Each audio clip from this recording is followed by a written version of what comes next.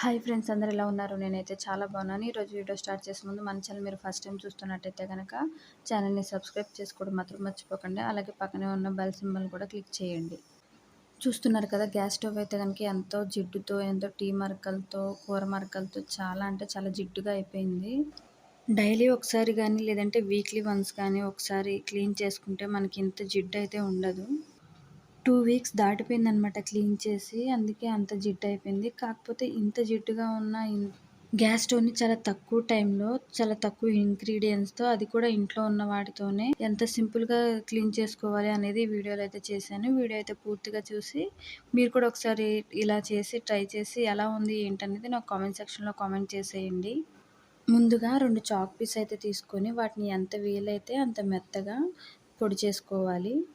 పొడి చేసుకున్న chalk piece పౌడర్‌లో మన ఇంట్లో వాడే సర్ఫ్ ఏదైనా పర్లేదు. అదైతే కొంచెం వేసుకొని మొత్తం మిక్స్ చేసుకోవాలి.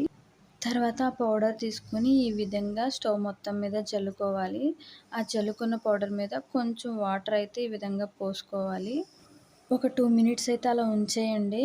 ఒక 2 మినిట్స్ అలా ఉంచిన తర్వాత ఇంకా వీడియోలో చూపించిన విధంగా అయితే గనుక మొత్తం రుద్దేసుకోండి.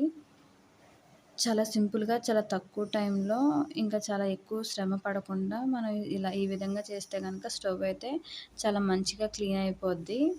మీరు కూడా నేను చెప్పిన విధంగా ఒక్కసారైతే ట్రై చేసి ఎలా ఉంది, ఏంటి అనేది రిజల్ట్ నాకు కామెంట్ సెక్షన్‌లో కామెంట్ చేసేయండి. తర్వాత ఇంక వాటర్‌తో మొత్తం అంతా కూడా క్లీన్ చేసేసుకొని, ఒక పొడి క్లాత్ తీసుకొని మొత్తం అంతా తుడిచేసుకోండి. చూసారు కదా, క్లీనింగ్ చేయకముందు ఎలా ఉంది, ఇప్పుడు చూడండి ఎలా ఉంది అనేది. రిజల్ట్ అయితే చాలా వచ్చింది. ఓకే ఫ్రెండ్స్, మీరు కూడా ఒకసారి ట్రై చేయండి. వీడియో అయితే ఇంతే. వీడియో నచ్చితే పూర్తిగా చూడండి, లైక్ చేయండి, షేర్ చేయండి, కామెంట్ చేయండి. ఛానల్‌ని సబ్స్క్రైబ్ చేసుకోవడం మాత్రం మర్చిపోకండి. Okay, bye friends, take care.